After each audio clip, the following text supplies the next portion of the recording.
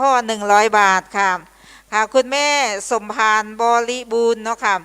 ค่ะเพื่อนกะบ้านโนนงามพร้อมครอบครัวทำบุญเนาะค่ะวันพ่อ200 บาทข้าวสาร5 กิโลค่ะค่ะพ่อผู้ช่วยสุเนศเนาะค่ะบัวลพาพร้อมครอบครัวค่ะค่ะเป็นปัจจัยเนาะค่ะทำบุญวันพ่อ500 บาทค่ะน้ำดื่ม2 แพ็คเนาะค่ะค่ะบ้านโนนงามค่ะค่ะคุณแม่ทองรอบัวลพาเนาะค่ะพร้อมครอบครัวเนาะค่ะโนนงามอีก200 บาทค่ะคุณแม่สำเนียงภูดวงดาษเนาะค่ะทำบุญวันพ่อ100 บาทเนาะค่ะทำบุญค่าน้ำค่าไฟอีก160 บาทค่ะคุณแม่สมัยสีทองเนาะค่ะบ้านดองขามพร้อมครอบครัวทำบุญวันพ่อ100 บาทค่ะคุณพ่อไพจิตค่ะชมพูวิเศษค่ะบ้านโนนงามเนาะค่ะร่วมทำบุญวันพ่ออีก100 บาทค่ะโมทนาสาธุเนาะค่ะคุณแม่ชีอมรเนาะค่ะค่ะวัดศรีภูมิค่ะเมืองเลยบ้านแห่เมืองเลยเนาะค่ะร่วมทำบุญซื้อที่ดินวันพ่อ600 บาทค่ะคุณแม่บัวคำเนาะค่ะรามสิริค่ะค่ะบ้านกกสุมแสงเนาะค่ะบ้านกกชุมแสงเนาะค่ะทำบุญวันพ่อ200 บาทคุณแม่บุญเปื้องเนาะค่ะสีสะอาดค่ะบ้านสีสงครามพร้อมครอบครัวอีก100 บาทคุณแม่ทองสะสีบุรินเนาะค่ะบ้านสีสงครามพร้อมครอบครัว200 บาทคุณแม่เนียมเนาะค่ะอาจปราสาค่ะบ้านค่ะสีสงครามร่วมทำบุญวันพ่ออีก100 บาทเนาะค่ะค่ะโมทนาสาธุจ้ะค่ะสาธุทำบุญนะลูกเนาะค่ะเอาเขียนเลยลูกค่ะค่ะค่ะโมทนาสาธุกับทุกพ่อทุกแม่เนาะค่ะอันนี้คงสิเป็นลูกสายขายผ้าบอทแม่จำบ่ผิดค่ะสวัสดีค่ะเอาขายแว่นตาเนาะค่ะค่ะเชิญค่ะค่ะค่ะเชิญค่ะ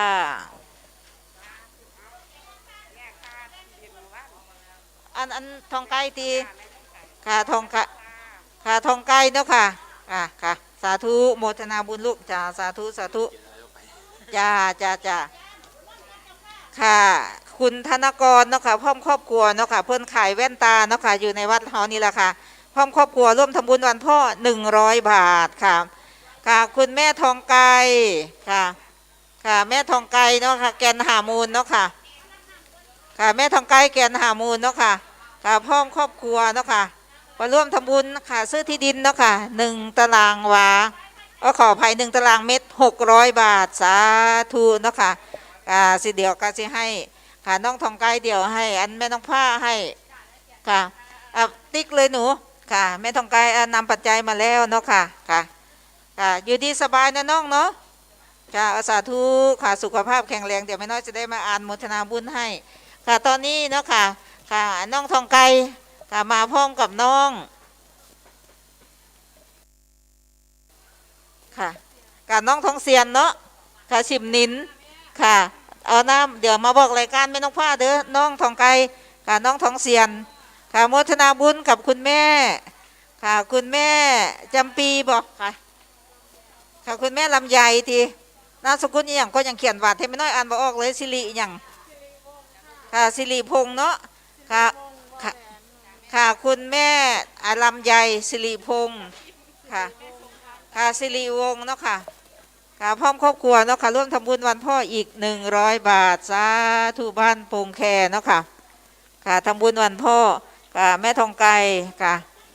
ค่ะเดี๋ยวแม่น้องทองเซียนเนาะค่ะกสิมาแจ้งรายการว่าเอาอย่างมาเดเนาะค่ะค่ะค่ะโมทนาสาธุค่ะค่ะโมทนาสาธุการร่วมทำบุญที่ลูกค่ะเชิญค่ะเชิญได้เลยค่ะค่ะเอาทางนี้ค่ะค่ะทางนี้เลยเนาะค่ะเอาปากกาอยู่นี่ค่ะเขียนเลยลูกเขียนเลยจ้าค่ะที่ดินนี่มัน4 ตารางวาละ2,600 ตารางเมตรละ600ค่ะศอกหนึ่งกับ300ลูกค่ะแล้วแต่หอสิเรียกทำหรือสิทำ100 200ได้เบิดค่ะตามแต่ค่ะตารางเมตรหนึ่ง600 บาทพี่ค่ะทำบุญวันพ่อเนาะค่ะแม่ค่ะทองสุดค่ะแม่ทองสุดบัวลพาพร้อมครอบครัวทำบุญวันพ่อ500 บาทสาธุค่ะทองสุดค่ะค่ะซื้อที่ดินเขียนเลยลูกค่ะเอาคิดค่ะสิเอาเท่าไหร่บัวลพาค่ะคุณแม่ทองสุดบัวลพาเนาะค่ะบ้านเนนาพร้อมครอบครัวร่วมทำบุญวันพ่ออีก500 บาทสาธุค่ะค่ะ ค่ะของไอแม่ค่ะเนี่ยเนาะเนี่ยค่ะคุณยายสมหมายน้อยสมหมายเนาะกับบัวลพาพร้อมครอบครัวเป็นขนมจีนเนาะค่ะแล้วก็น้ำส้มค่ะน้ำส้มอันหนูเพิ่มลงไปนี่อีกเนาะค่ะต่อจากเนี่ยลูกค่ะต่อจากขนมจีนค่ะเพราะว่ามาเพิ่มอีกอนุโมทนาบุญเนาะค่ะกับผู้ที่เพิ่นเฮ็ดลงทานก็มีนี่เนาะค่ะก็ไอค่ะป้าส่วนภูมิภาคเนาะค่ะเพิ่นก็มีน้ำดื่มมาร่วมทำบุญ60โลเนาะค่ะจ้ะแล้วก็มีนายไพบูลย์เนาะเขมประสิทธิ์เนาะค่ะนายกเทศมนตรีเมืองวังสะพุงพร้อมกับเทศมากเนาะค่ะเพิ่นก็ร่วมทำน้ำดื่มเนาะค่ะ30โลโมทนาสาธุค่ะอันนี้ก็สิเป็นลงทานคณะบ้านน้อยนาเนาะค่ะก็สิมีแม่แต้วเนาะค่ะพร้อมเพื่อนๆค่ะส้มตำขนมจีนตอนนี้หยุดค่ะกำลังขายอยู่ขายดีเนาะค่ะแล้วก็มีโรงทานเนาะค่ะค่ะไอแม่น้อยสมหมายบัวลพาพร้อมครอบครัวเนาะค่ะลูกหลานก็สิมีขนมจีนน้ำส้มเกล็ดหิมะเนาะค่ะค่ะตอนนี้มาแล้วที่ลูกค่ะมาฮอดแล้วเนาะค่ะแล้วก็มีโรงทานแม่แต้มเนาะค่ะพร้อมครอบครัวเป็นต้มเส้นค่ะแล้วก็โรงทานแม่ต่อยค่ะแล้วก็แม่หลวงทิพย์เนาะค่ะเป็นข้าวผัดแล้วก็ของหวานอันนี้คณะบ้านในนากาโมทนาสาธุเนาะค่ะค่ะโมทนาสาธุค่ะกับทุกโรงทานเนาะค่ะก็มีโรงทานเนาะค่ะครอบครัวเกต4เนาะค่ะผัดมาม่าค่ะโรงทานน้ำซากาแฟเนาะค่ะค่ะน้องสิงโตเนาะค่ะบุงสไลน้อยนาเนาะค่ะพร้อมครอบครัวค่ะโรงทานขนมโตเกียวเนาะค่ะพ่อลมแม่ปุ่นเนาะค่ะค่ะพร้อมครอบครัวบุงสไลขายดีปะนี่เบื่อแล้วหรือยังเนาะค่ะแล้วก็โรงทานแม่โรงทานนี่ค่ะโรงทานเนาะค่ะปาตั้งโกเนาะค่ะโอวันตินกาแฟล้านอัมพรสังฆทานสังฆพันธ์ค่ะแล้วก็โรงทานแม่สถาพรเนาะค่ะสถาพรนะคะพร้อมครอบครัวญาติพี่น้องเข้าพอโลสันขานี่ก็โมทนาบุญเนาะค่ะกับทุกแม่ทุกท่านเนาะค่ะค่ะโมทนาบุญกับไอ้ลงทานเนาะค่ะลงทาน3 วัดเนาะค่ะทางนี้เลยลูกค่ะใส่ขันเขียนรายการลงไอ้ปัจจัยพร้อมเนาะค่ะอโมทนาบุญเนาะค่ะกับลูกๆหลานๆแม่น้อยสมหมายบัวลพาเนาะค่ะการนางสาวรอนเนาะค่ะบัวลพาน้อยนาค่ะพร้อมครอบครัวค่ะทำบุญซื้อที่ดิน30 บาทค่ะบอใส่เลขศูนย์อีกทีลูกมันต้องเพิ่มเลขศูนย์อีกเที่ยนึงนี่นะเป็น30ทีลูกแม่ว่าคงที่เป็น300ค่ะเลขศูนย์ตัวหนึ่งค่ะสาธุค่ะเลขศูนย์ตัวหนึ่งไม่น้อยว่าคงสิโมเมนต์30 บาทค่ะเอาใหม่เนาะค่ะนางสาวรอนเนาะค่ะบัวลพาบ้านน้อยนาเนาะค่ะลูกแม่น้อยสมหมายพร้อมครอบครัวร่วมทำบุญซื้อที่ดินค่ะ300 บาทค่ะแล้วก็นางอมรเนาะค่ะ4 อาจค่ะบ้านน้อยนาพร้อมครอบครัวร่วมซื้อที่ดินค่ะร่วมซื้อที่ดินเนาะค่ะ300 บาทค่ะนางสาวค่ะมีลาพัดบอกกับลูกค่ะมีลาพัดเนาะค่ะบัวลพาน้อยนาเนาะค่ะพร้อมครอบครัวซื้อค่ะที่ดินทำบุญซื้อที่ดิน1 เม็ดเนาะค่ะ600 บาทเนาะค่ะอันนี้ก็คือลูกหลานแม่สมหมายบัวลพาน้อยนาเนาะค่ะเขียนเลยลูกค่ะโมทนาบุญค่ะสวัสดีค่ะยายเองเนาะค่ะยายเองค่ะไอเพื่อนตลาดค่ะ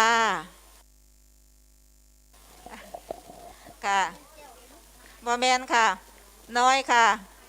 ไอหลานตานุบนั่นแหละค่ะลูกหลานตานุบนั่นแหละค่ะอันเขียนให้ไอแม่ครูกับแม่อันนี่เขียนซื้อค่ะให้เพื่อนอธิษฐานก่อนเนาะค่ะแม่เองเนาะค่ะ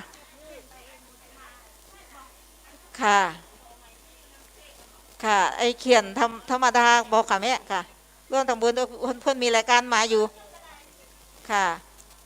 ะโมทนาบุญเนาะค่ะมาลุกค่ะ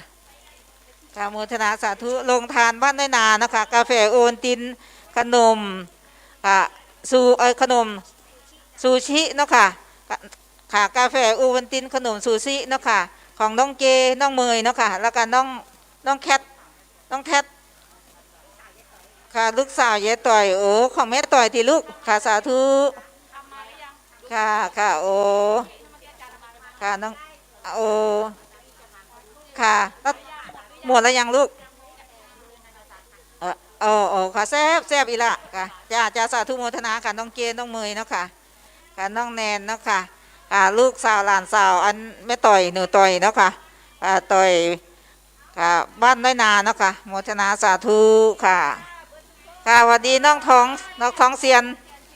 ค่ะชิมนินเนาะค่ะค่ะทำบุญก่อนอภัยพามาแล้วน้องทองเซียนโอ้มาเบิดเนาะค่ะเบิดครอบครัวขาดแต่พอวิรัตค่ะไอ้ผู้อยู่ทางใกล้นั้นส่งปัจจัยมาบ่ได้เทียแล้วก็ไอ้ผู้ที่ทางใกล้ข้ามพบไปอีกก็คือพ่อวิรัตชิมนินเนาะค่ะเขาก็ทำบุญอุทิศให้เพื่อนเอาค่ะค่ะโมทนาสาธุค่ะค่ะโมทนาบุญเนาะค่ะกับนางท้องใสคำสี่เนาะค่ะครูหนูแล้วก็เสมอลีเนาะค่ะ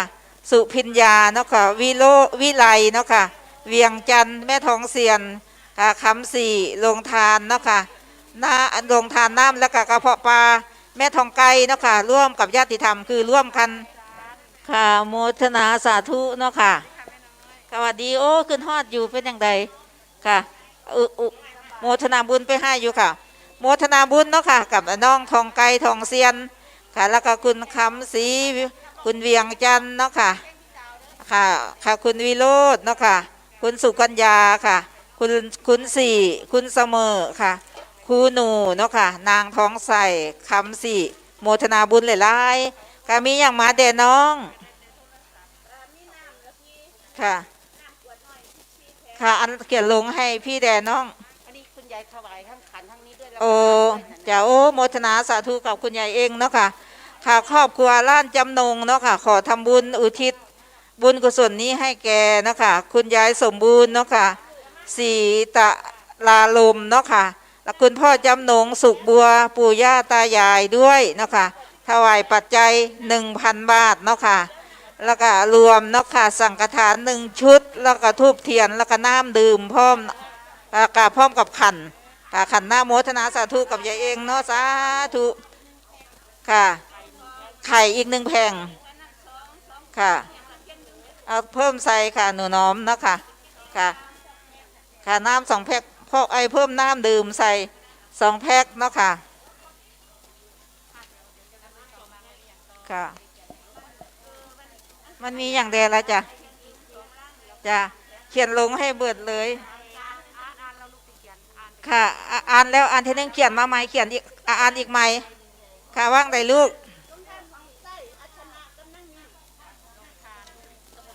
ลงทานอยู่นี้จ้าลงทานอยู่นี้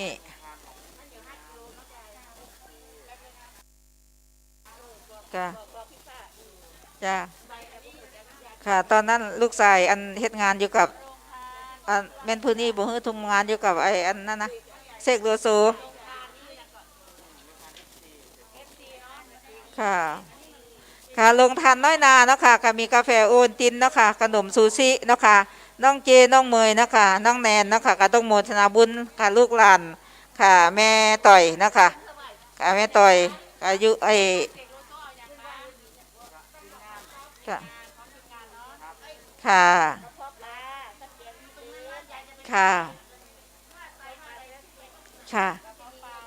ค่ะตั้งอยู่ทางใดทางพุ่นบอกค่ะอยู่กับโรงทานวัดป่าโนนแดงก็เตี๋ยวแซ่บก็อยู่ทางพี่บอกน้องค่ะ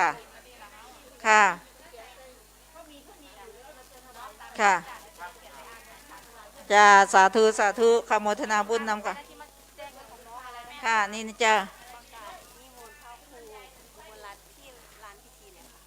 ค่ะเพิ่น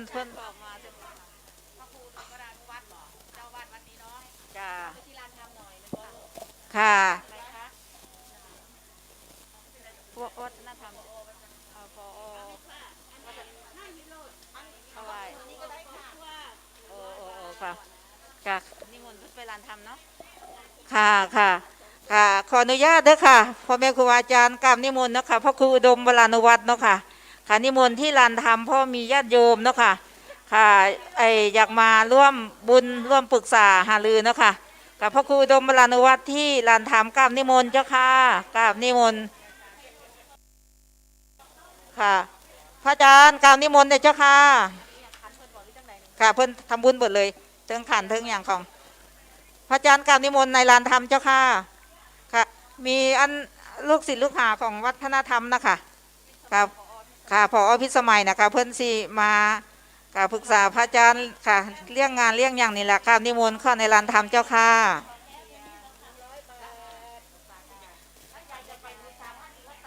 ค่ะค่ะประชาสัมพันธ์เนาะค่ะให้กับพ่อแม่พี่น้องของเฮาเนาะค่ะการที่เพิ่นมาร่วมทำบุญเนาะค่ะขณะนี้ถ้าผู้ใดเนาะค่ะเพิ่นอยากไปทำบุญค่ะโบสถ์เนาะค่ะในโบสถ์2 ชั้นของเฮาในมื้อนี้เนาะค่ะการที่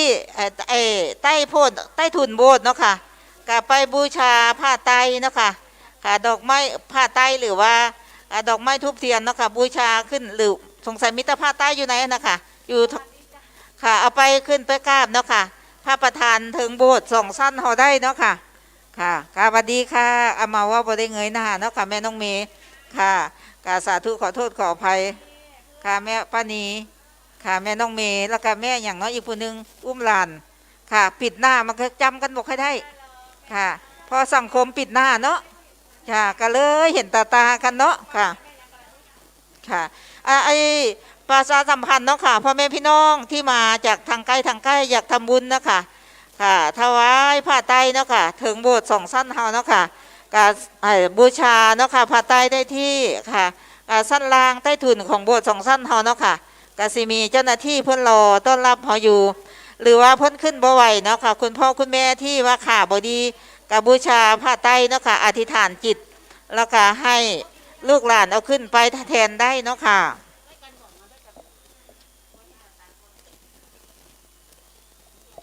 ขออภัยค่ะค่ะแม่น้องฟ้ามีรายชื่ออีกบ่ค่ะค่ะค่ะอันนี้รายชื่อของคุณยายเองค่ะแม่ไอ้น้องแม่น้องกำลังเขียนอยู่ค่ะค่ะคุณแม่สมพังตะพิมพ์เนาะค่ะแม่บัตรวังไห่พร้อมครอบครัวเนาะค่ะร่วมทำบุญเนาะค่ะค่ะวันพ่อค่ะ200 บาทค่าน้ำค่าไฟ100 บาทรวมค่ะทำบุญซื้อที่ดินอีก600 บาทนะคะกันเทศอีก100 บาทนี่คือค่ะรวมแล้ว1,000 บาทแม่สมพังตะพิมพ์หรือว่าแม่บัตรวังไห่เนาะค่ะพร้อมครอบครัวโมทนาสาธุค่ะค่ะค่ะค่ะแล้วก็มีโรงทานเนาะค่ะมาจากค่ะโรงทาน FC เนาะค่ะเสกโลโซพร้อมทีมงานค่ะเป็นกระเพาะปลาค่ะแกงขี้เหล็กแซ่บๆเนาะค่ะกับพ่อแม่พี่น้องของเขาก็แล้วก็มีน้ำดื่มพร้อมแม่นบอกค่ะถ้าแม่ฟังบ่ผิดค่ะน้ำดื่มพร้อมเนาะค่ะแล้วก็ค่ะค่ะน้ำดื่ม14 แพ็คเนาะค่ะน้ำกล่อง8 กล่องเครื่องดื่ม2 ลังค่ะค่ะโมทนาสาธุเนาะค่ะค่ะค่ะค่ะค่ะสิเป็นของไอ้หลานลูกหลานแม่ต่อยค่ะเกียนลงเลยค่ะแม่น้องฟ้าค่ะโมทนาสาธุเนาะค่ะโมทนาบุญกับทุกพ่อทุกแม่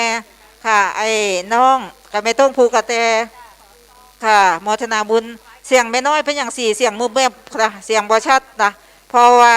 ไอ้ใส่แมสเนาะค่ะเว้าก็เลยบ่ค่อยชัดแด่เพราะอุ้ยเพิ่นเปิดแมสเนาะค่ะค่ะแม่น้อยบ่เปิดเนาะค่ะเว้าก็เลยบ่ม่วนบ่ชัดเด้อค่ะค่ะพ่อแม่พี่น้องของเฮาก็ต้องขอโทษขออภัยหลายๆเนาะค่ะค่ะทางพุ่นมีบ่ค่ะค่ะโมทนาบุญเนาะค่ะอ่านอีกครั้งหนึ่งค่ะครอบครัวล้านจำนงเนาะค่ะขอทำบุญอุทิศบุญกุศลนี้ให้แก่ค่ะคุณยายสมบูรณ์ค่ะ4 ตะลาลมเนาะค่ะคุณพ่อจำนงสุขบัวและกับปู่ย่าตายายด้วยเนาะค่ะปัจจัยเนาะค่ะถวายปัจจัย1,000 บาทเนาะค่ะพร้อมสังฆทาน1 ชุดแล้วก็มีธูปเทียนแล้วก็น้ำดื่มเนาะค่ะน้ำดื่ม2 แพ็คไข่ไก่1 แผงค่ะโมทนาสาธุกับคุณยายเองเนาะค่ะค่ะครอบครัวเนาะค่ะสุขสมบูรณ์เนาะค่ะโมทนาสาธุค่ะค่ะค่ะโมทนาบุญเนาะค่ะโมทนาบุญกับทางค่ะคุณยายแพงอารมณ์เนาะค่ะบ้านเราใหญ่พร้อมครอบครัวทำบุญวันพ่อเนาะค่ะแห่งชาติค่ะ500 บาทค่ะคุณแม่บัวสอนเนาะค่ะจารุการค่ะบ้านเราใหญ่พร้อมครอบครัวอีก100 บาทคุณพ่อทองลา ค่ะจันทโคตเนาะค่ะพร้อมครอบครัวบ้านเราใหญ่อีก100 บาทสาธุโมทนาสาธุกับพ่อแม่พี่น้องทางเราใหญ่ค่ะค่ะมีโตเม่นบอกค่ะ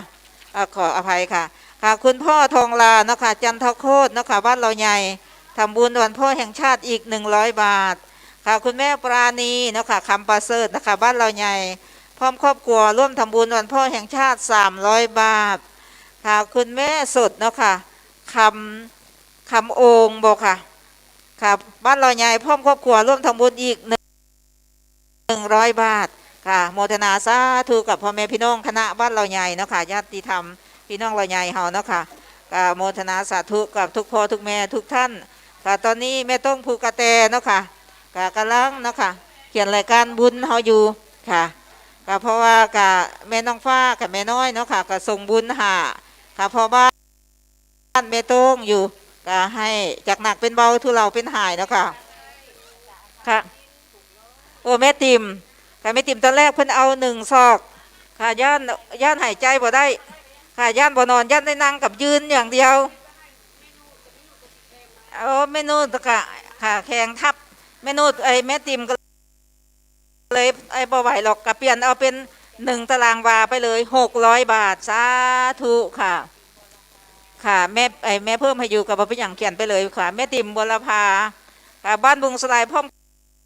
ครอบครัวเนาะค่ะรวมซื้อที่ดินวันพ่อ1 ตารางวา600ขออภัย1 ตารางเมตรที่ให้ลายเดี๋ยวบัดเนี้ยค่ะ600 บาทสาธุเนาะค่ะค่ะเอาอันไปป่อนแล้วก็เดี๋ยวสิค่ะทอนให้กับแม่ติ่ม400เนาะค่ะโอ้ค่ะดีจังเลยค่ะเพิ่นย่านติงคิงบ่ได้เนาะค่ะค่ะพอสิไปอยู่กลางแม่น้อยกับแม่นูด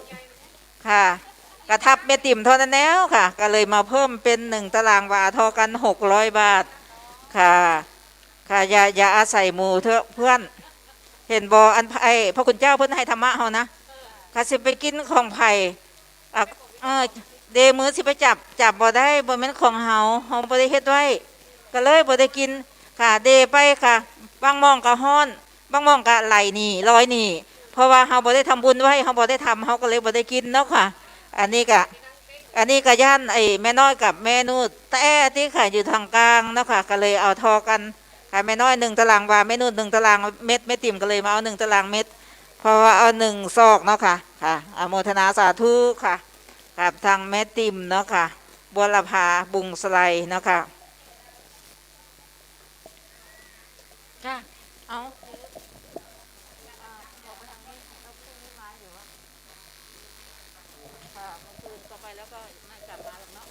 ข้ามมันไปยากมายากโมทนาสาธุค่ะสาธุโมทนาบุญค่ะได้บุญนำกันแล้วค่ะแม่ครูจิรดาบุญพึ่งอันนี้ถึกค่ะทองเซียนอันนี้อันแม่เวียงจันทร์ก็ตามเพิ่นนั่นแหละอันก็แม่สำลีแม่เวียงจันทร์แม่วิไลสาธุค่ะโมทนาบุญกับแม่ต้งภูกระแตเนาะค่ะถวายค่ะกันเทศ 2,000 บาทอุทิศให้กับคุณชินพรเนาะค่ะสุนทรสารทูลเนาะค่ะขออภัยกับที่ป่วยอยู่ในห้อง ICU เนาะขอให้หายป่วยค่ะได้ไวๆเนาะค่ะได้ออกจากห้อง ICU ไวๆค่ะขอให้มีอาการดีวันดีคืนด้วยเทินนะคะสาธุจากค่ะแม่ต้งภูกระแตเนาะค่ะค่ะมีเบิดบอกค่ะแม่มาให้แม่น้อยอ่านเลยจ้าสาธุค่ะค่อยเขียนลงเนาะค่ะมากับไผ่ละแม่มดนะมากับค่ะโมทนาบุญเนาะค่ะไผ่สิพามาต้องมีจังหวะมาอยู่ค่ะแม่มดค่ะคุณยายลำแยงโคชนะบ้านปากปวนเนาะค่ะทำบุญอุทิศหานายคันชิตโคชนะเนาะค่ะซื้อที่ดินเนาะค่ะ300 บาทสาธุค่ะคุณแม่ชุมแสงสารวงศ์เนาะค่ะคุณยายวิจิตรพร้อมครอบครัวบ้านปากปวนค่ะทำบุญซื้อที่ดินค่ะซื้อที่ดิน1 ตารางวาเนาะค่ะ600 บาทจ้าค่ะพ่อดาวเรืองเนาะค่ะ4 จันทวงศ์ค่ะบ้านปากปวนพร้อมครอบครัวร่วมซื้อที่ดิน กา300 บาทค่ะคุณยายค่ะเอาแม่น้องฟ้าค่ะดีนึกว่าเสียเอาขันคุณยายลำแยงโคชนะ100 บาทคุณยายชุมแสงสารวงศ์ยายวิกิต100 บาทพ่อดาวเหลืองสีจันทวงศ์ค่ะตาจอบ100 บาทแม่นฤชนคำไล่แม่มด200 บาทแม่วาสนาคุณเมืองค่ะแม่โตนะคะ100 บาทบ้านปอกปวนนี่ทำบุญบำรุงสถานีค่าน้ำค่าไฟเนาะค่ะสาธุค่ะค่ะให้แม่ค่ะคุณยายลำแยงโคชนะค่ะ200 บาทคุณยายชุมแสงค่ะสารวงศ์เนาะค่ะยายวิกิต100 บาทพ่อดาวเหลืองสีจันทวงศ์200 บาทแม่นฤชนคำไล่แม่มด300 บาทแม่วาสนาคุณเมืองแม่โตค่ะ200 บาทบ้านปากปวนอันนี้เป็นคากันเทศรวมแม่น้องภาคค่ะสาธุค่ะค่ะคุณยายยุพาบ้านปากปวนค่ะพร้อมครอบครัวอีก20 บาทเนาะค่ะสาธุค่ะแม่ต้องเนาะค่ะภูกระแตค่ะถวายกันเทศเนาะค่ะค่ะแม่ต้องภูกระแตถวายกันเทศสามัคคีธรรมของเฮา300 บาทเนาะค่ะสาธุค่ะอันนี้ของแม่ต้องค่ะค่ะเฮาก็ติ๊กอันนี้เพิ่นบ่ได้จองนะคะคณะปากปวนเนี่ยตัวนี้อ่านแล้วให้แม่น้อมเขียนค่ะรายการอันนี้ค่ะให้แม่น้อมเขียนจ้ะค่ะแม่น้องฟ้าเขียนรายการนั้นอยู่ค่ะพระคุณเจ้าขึ้นแสดงธรรมเมื่อคืนนี้เนาะค่ะ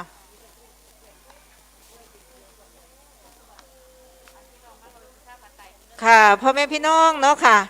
ไม่บูชาพระไตรอธิษฐานจิตเนาะค่ะให้เฮา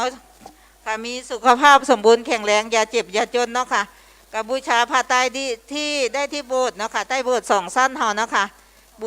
ค่ะมีพ่ออุ้ยพ่อรอต้อนรับอยู่เนาะค่ะค่ะแล้วก็อธิษฐานเอาเนาะค่ะว่าเฮาอยากอธิษฐานอยากได้อย่างกะเฮาก็อธิษฐานเอาแล้วก็ถ้าขึ้นไปไหวก็ขึ้นไปกราบเลยค่ะไม่ต้อง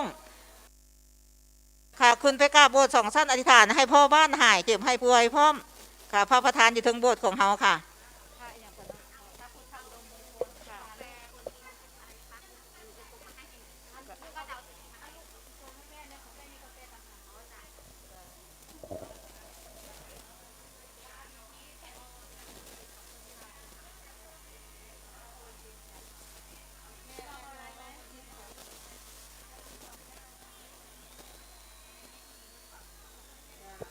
เอาค่ะ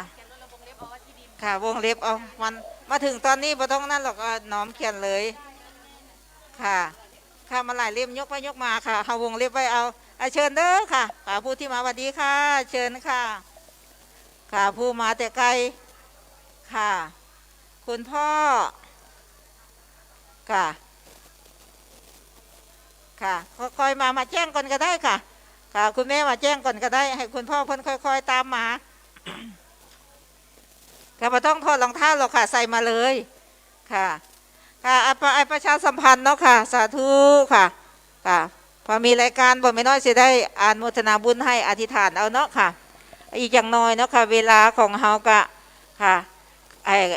คำไปเรื่อยๆเนาะค่ะถึงเวลาที่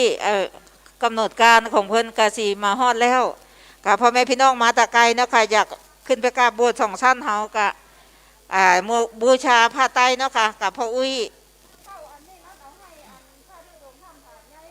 ค่ะของวัดตะเทียนทองค่ะเอาคนละถุงเนาะค่ะ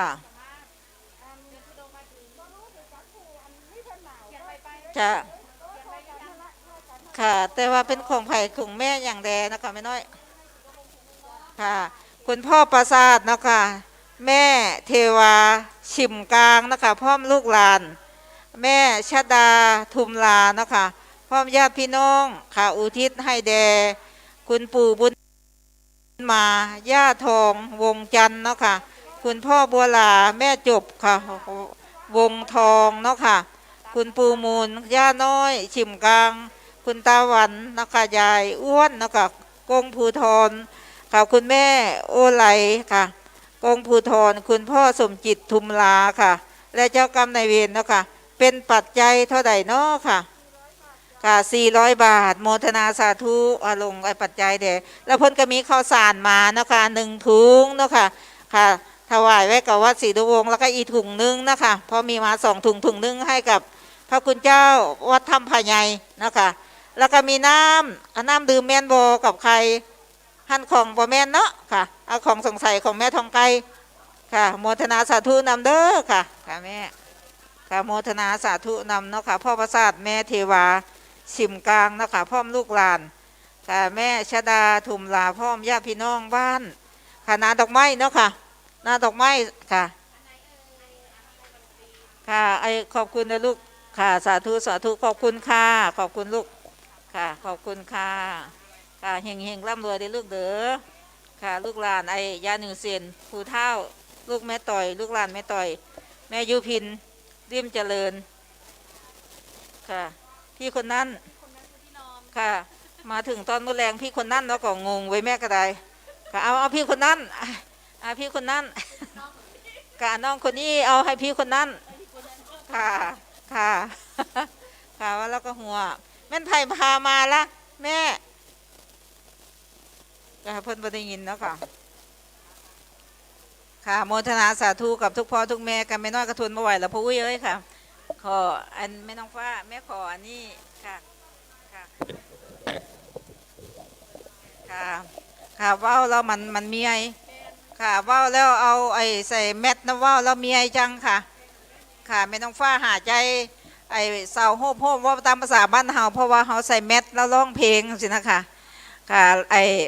แม่น้อยแค่ว่าวเนาะค่ะซื้อใส่สมพอพ่ออุ้ยเพิ่นทอดนะเพราะว่าเฮาไอ้เมียหาใจบ่ออกก็ต้องโมทนาสาธุเนาะค่ะกับทางลูกหลานไอ้หนูต่อยเนาะค่ะที่เพิ่นได้เอาขนมนมเนยมาให้ค่ะทางกองในการค่ะเป็นอย่างใดสั่นค่ะเพิ่นว่าค่ะเอามาให้กับลูกหลานเอามาให้กับขอบคุณหลายๆตอนนี้เวลาเท่าไหร่แล้วแม่น้องฟ้าค่ะเวลาเท่าไหร่แล้วกำหนดการเนาะค่ะค่ะบ่าย2 โมงครึ่งเวลาขณะนี้เนาะค่ะสวัสดีค่ะแม่น้องเคียร์ค่ะสวัสดีค่ะค่ะถุงหนึ่งพระไอคณะอาจารย์สุพิษเนาะค่ะค่ะค่ะยายมีค่ะไม่น่าจะได้อ่านให้เลยค่ะโมทนาบุญกับคุณยายมีเนาะค่ะกันเทศ200 บาทยายมีภูบองเนาะค่ะนางเทืองเนาะค่ะพิมพ์สอนเนาะค่ะบ้านห้วยบ้านทรัพย์ไพวันทรัพย์ไพศาลเนาะค่ะหมู่17นะคะสาธุกับยายมีค่ะต่อไปก็สิเป็นบูชาที่ดิน600 บาทแม่เทืองค่ะพิมพ์สอนหรือว่ายายมีภูบองเนาะค่ะบ้านทรัพย์ไพศาลค่ะหมู่17พร้อมครอบครัวอีก1 รายการเนาะค่ะสาธุโมทนาให้แม่น้อมเป็นผู้ลงเนาะค่ะรายการได้แม่น้อมค่ะค่ะลงรายการแม่น้องเชียร์ก็เขียนเอาเลยค่ะค่ะมื้อนี้วันที่4เนาะค่ะธันวาคมกับมื้อนี้แหละค่ะเป็นมื้อไอ้ร่วมงานนะคะของเฮาเนาะค่ะทางพ่อแม่ครูบาอาจารย์พระครูอุดมวรานุวัฒน์เพิ่นก็ได้กำหนดขึ้นค่ะค่ะโมทนาสาธุค่ะตอนนี้เนาะค่ะกับพ่อแม่พี่น้องนะคะอยู่ทางบ้านค่ะเข้ามาเด้อค่ะเข้ามาอีกอย่างน้อยเนาะค่ะจะมีทางส่วนราชการเนาะค่ะ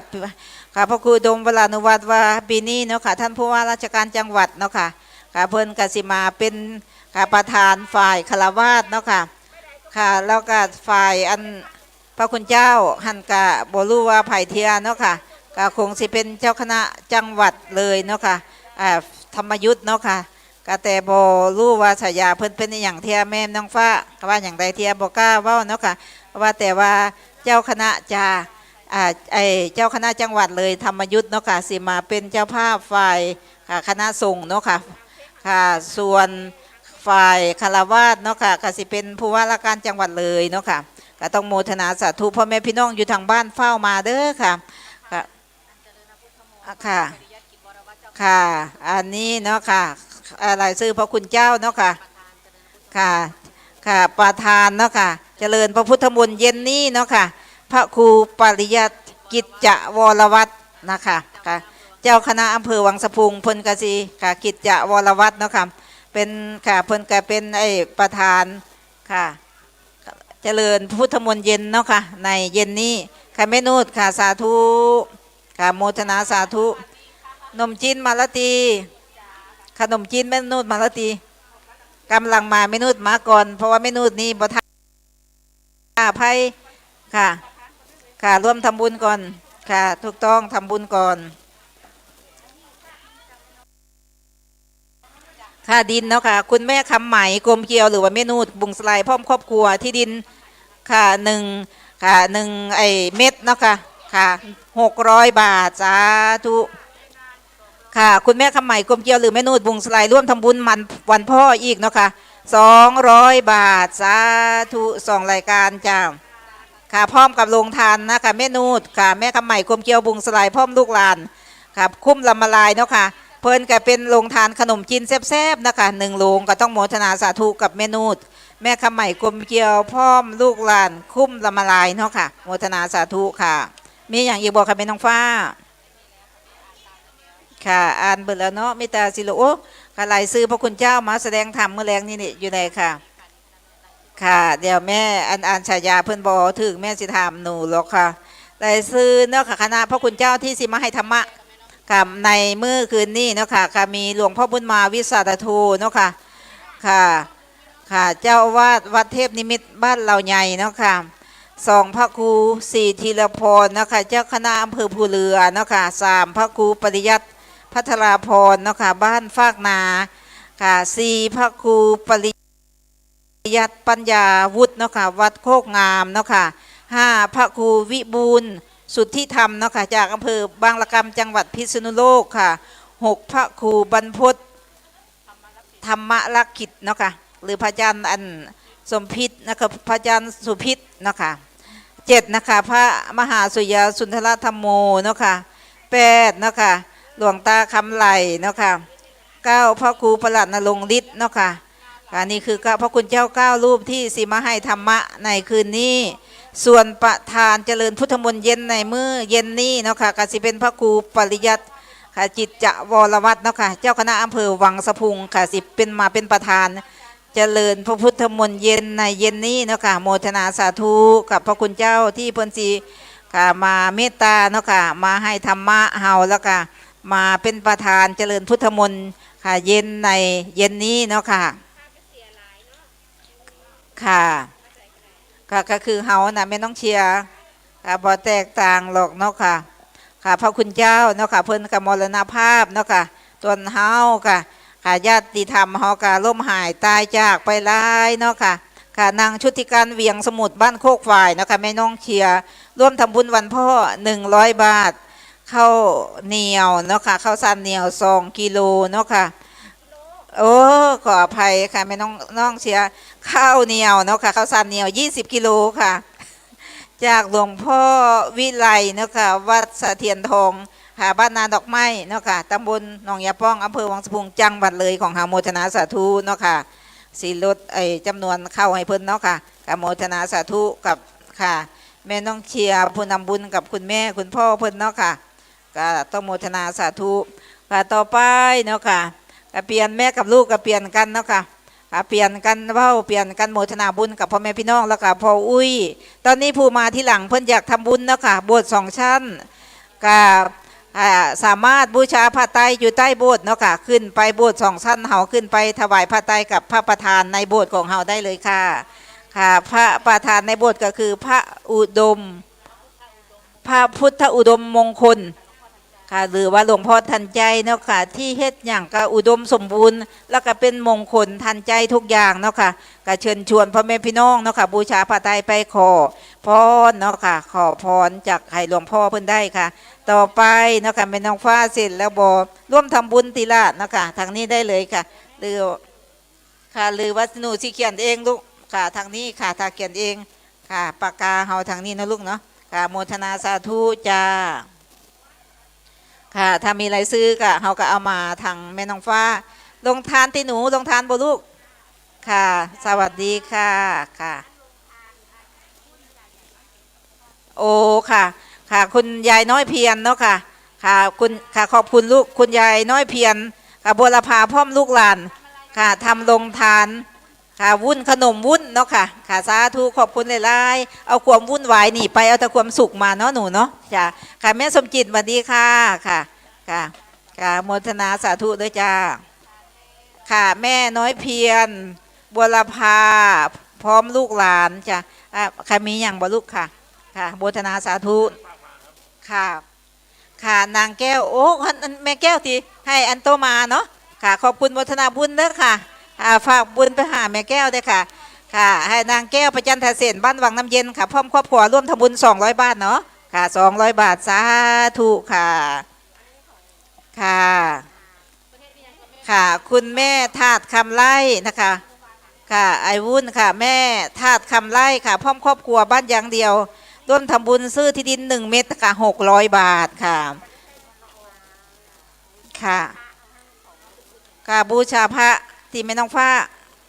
บูชาพระค่ะ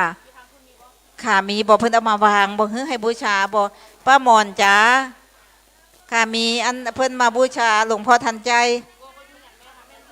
ค่ะขึ้นไปกับพ่ออุ้ยเพิ่นถึงค่ะมีบ่ค่ะค่ะตะลึกอยู่ใต้โบสถ์แม่ค่ะแม่มีอยู่ แม่ส อ ม ยู่ใน จิต ห้อง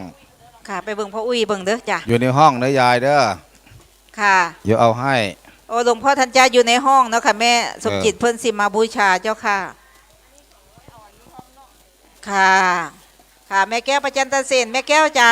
ค่ะถึงแล้วเด้อค่ะ ลูกชายแม่แก้วนะคะนำปัจจัยค่ะร่วมซื้อทำบุญที่ดินนะคะ200 บาทมาถึงวัดสิดวงเขาแล้วค่ะน้ำไฟใส่ซองลูกค่ะไอเขียนใส่ซองไว้ต่างหากอยู่ค่ะซองเฮาอยู่ใดค่ะทางนี้ลูกน้ำไฟแยกต่างหากนะลูกนะค่ะใส่ซองไว้เนาะค่ะค่ะโมทนาสาธุค่ะมีค่ะไอแม่อันค่ะจะแตกได้เลยจ้าค่ะน้ำไฟของแม่สมจิตเนาสนที่ค่ะค่ะ100 บาทส่วนลูกสาวทางนี้ก็เพิ่นใส่ซองต่างหากแล้วล่ะค่ะค่ะโมทนาสาธุบอกว่าสิเป็นค่าน้ำค่าไฟเนาะค่ะค่าที่ดินเนาะค่ะทำบุญนะคะกันเทศมื้อแรงนี่ค่ะแลกอีก1,000หนูหนอมหรือว่าค่ะอยากบูชาผ้าไตรอธิษฐานจิตอยู่ทางโบสถ์2 ชั้นบัดนี้ค่ะคุณแม่ครูหญิงค่ะพอได้งวกเนาะค่ะค่ะเชิญค่ะเชิญแม่ครูหญิงค่ะค่ะค่ะบูชาผ้าไตรเนาะค่ะได้กับพ่ออุ้ยทางใต้โบสถ์เฮาเนาะค่ะแล้วก็ขึ้นไปโบสถ์อันนี้แรกจ้ะค่ะขึ้นไปเนาะค่ะอธิษฐานเอาเนาะค่ะถึงโบสถ์เฮาโบสถ์2 ชั้นก็แม่นไทเฮาเนี่ยค่ะร่วมกับค่ะทุกท่านเนาะค่ะเป็นผู้ที่ร่วมทำบุญสร้างโบสถ์ด้วยกันเนาะค่ะก็ต้องโมทนาสาธุค่ะกับทุกพ่อทุกแม่ค่ะคุณแม่สมจิตเนาส่วนบ้านยางเดียวเนาะค่ะร่วมซื้อที่ดินค่ะค่ะ1 ตารางเมตรเนาะค่ะ600 บาทราคาน้ำไฟ200 บาทน้องปังปอนพร้อมครอบครัวอย่างเดียวอีก200 บาทสาธุเนาะค่ะค่ะค่ะใบพันของแม่สมจิตนะคะค่ะแม่สมจิตค่ะนาวส่วนอย่างเดียวเนาะค่ะค่ะค่ะโมทนาสาธุเอาค่ะต่อไปค่ะค่ะพ่อกับลูกสาวเนาะค่ะแม่น้องฟ้าเนาะค่ะค่ะค่ะสวัสดีค่ะค่ะค่ะค่ะเชิญค่ะแม่น้องฟ้าค่ะ จ้าขอโอกาสพ่อแม่ครูบาอาจารย์อีกรอบหนึ่งจ้าแม่หญิงใส่ซองเลยแม่หญิงเขียนแล้วใส่ซองมาอ่านแล้ววันนี้ก็ห้ามไปไหนมาอยู่นำกันอาบน้ำมาแล้วเนาะเรียบร้อยอ๋อจ้ะอันนั้นค่อยว่ากันจ้าค่ะสาธุมาแล้วแม่ครูหญิงเนาะค่ะเพราะว่าพอต่างคนแม่เฮานี่ก็จะมีธุระยามขึ้นบ่ได้อยู่นำเฮาจ้าสาธุเอามาให้อ่านนะลูกนะจ้ะอนุโมทนาบุญนำทางค่ะทุกพ่อทุกแม่ทุกรายซื้อรายน้ำมื้อนี้เนาะค่ะเวลากะไก่จอมอขมาทุกคณะแล้วเนาะค่ะบ่าย2:45 นาทีเนาะจ้ะตามกำหนดการที่พ่อแม่ครูบาอาจารย์บอกไว้ก็ไปตามนั้นหรือสิมีการเปลี่ยนแปลงก็รอฟังอีกเทียนึงเนาะจ้ะเนาะ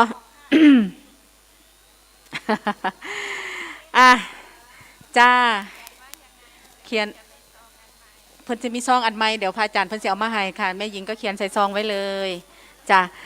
อนุโมทนาบุญนำทุกพ่อทุกแม่ที่กำลังมังที่กำลังเตรียมตัวหรือว่ามาหอดแล้วตอนนี้กำลังทยอยกันมาแดดลมตกเนาะคุณแม่เนาะเตรียมตัวให้พร้อมซักซ้อมให้ดีทำท่าทีสง่ามาพบเจอกันที่วัดศรีอุดมวงศ์เนาะค่ะมาปฏิบัติธรรมเพื่อพอมาปฏิบัติธรรมเพื่อถวายเป็นพุทธบูชาแด่องค์สมเด็จพระราชสัมมาสัมพุทธเจ้าค่ะมาทำบุญเนาะค่ะอุทิศท้าพอบังเกิดเก่าของเฮาหรือว่าถวายเป็นพระราชกุศลนะคะแด่พระบาทสมเด็จทุกพระองค์ที่เพิ่นลมหายตายจากแม่นบ่ค่ะแม่บ่เป็นหยังเฮานำกัน แม่กับลูกเวียนไปเวียนมาเนาะจ้ะเนาะ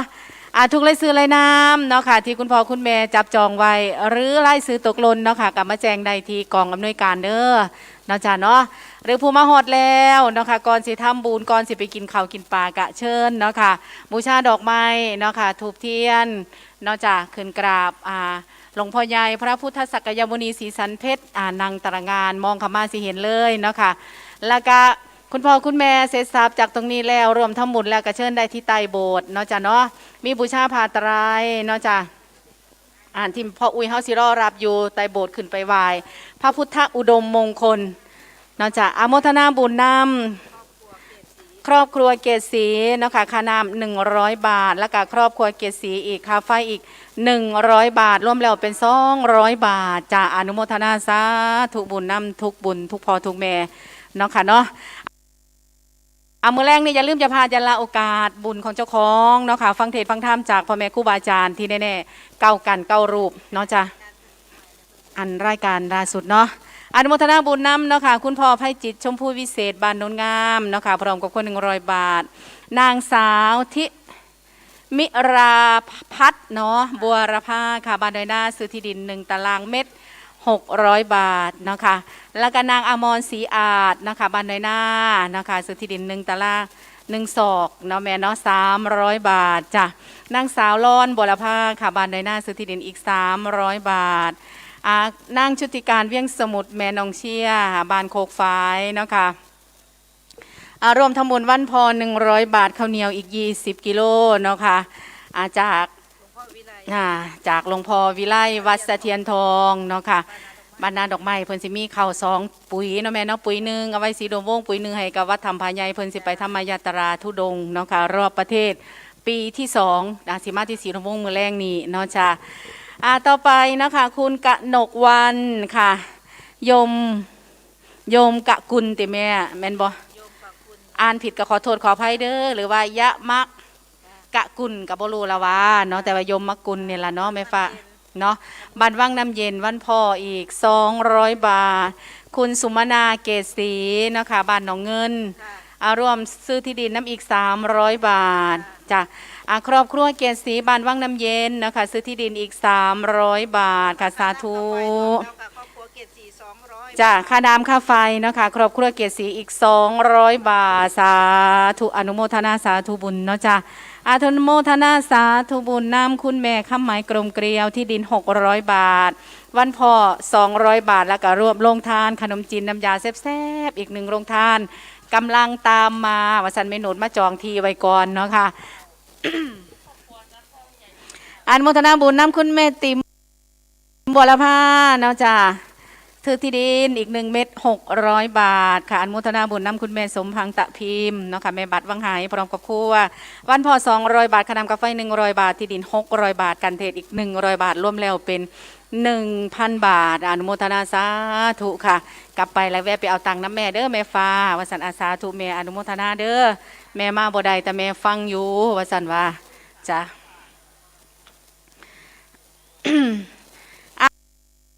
มือแรงนี้เนาะค่ะรายซื้อเลยน้ำพระคุณเจ้าที่จะขึ้นแสดงธรรมเนาะค่ะก็มี1หลวงพ่อบุญมาวิสารโทวัดบ้านเหล่าใหญ่เนาะค่ะวัดเทพนิมิตเนาะค่ะบ้านเหล่าใหญ่หลวงพ่อใหญ่ของเฮา2พระครูศรีธีรพรเจ้าคณะอำเภอภูเรือเนาะจ้ะ3พระครูปริยัติภัทรพรบ้านฝากนา4พระครูปริยัติปัญญาวุฒิบ้านโคกวัดโคกงามจ้ะ5พระครูพิบูลสุทธิธรรมจากจังหวัดอำเภอยังก่อนละเฮือแม่จังหวัดพิษณุโลก6อำเภอบางละกามเนาะแม่ครูหญิงเนาะ6ค่ะแม่พระครูบรรพตธรรมรักขิตวัดถ้ำผาใหญ่เนาะค่ะตอนนี้กำลังนำญาติโยมขอบคุณจ้าขอบคุณค่ะน้ำเซฟๆน้ำสมเกร็ดหิมะเนาะค่ะจากยังไงเอายายน้อยสมหมายเนาะค่ะพร้อมลูกหลานเนาะแม่น้อยสมหมายเฮาจ้ะละกับแปะ7เนาะค่ะพระอาจารย์มหาสุริยาสุนทรธรรมโมเนาะค่ะวัดศิลธารารามบ้านกลางปาเนาะค่ะ8หลวงพ่อคำไหลพูนจากสารคามแม่นบ่จ้ะ9พระครูเนาะค่ะประหลัดณรงค์ฤทธิ์ อุปลักกิจโตเนาะค่ะพระรูปพระครูประหลัดนรงค์ฤทธิ์เนาะค่ะแล้วก็อีกมากมายที่ยังบ่ได้เอ่ยเสื่อยน้ำเนาะค่ะมื้อเช้านี้ก็พ่อแม่ครูบาอาจารย์เนาะค่ะพระอาจารย์มหาบัญชาเพิ่นก็ได้มานำพระชาสัมพันธ์เนาะค่ะได้มาสักส่วนอ่อนตานพ่อแม่ญาติธรรมของเฮาเนาะค่ะมาซอยงานพ่อแม่ครูบาอาจารย์มื้อแรงบ่ติดบ่ขาดเพิ่นก็สิมาซอยงานพ่อแม่ครูบาอาจารย์นี่สวัสดีค่ะพี่บัวโอ้ยผีบ่ขามาบ่เหยียบเนาะพี่มาได้เนาะพี่เนาะอีพี่ข่อยสโลแกน ยังว่า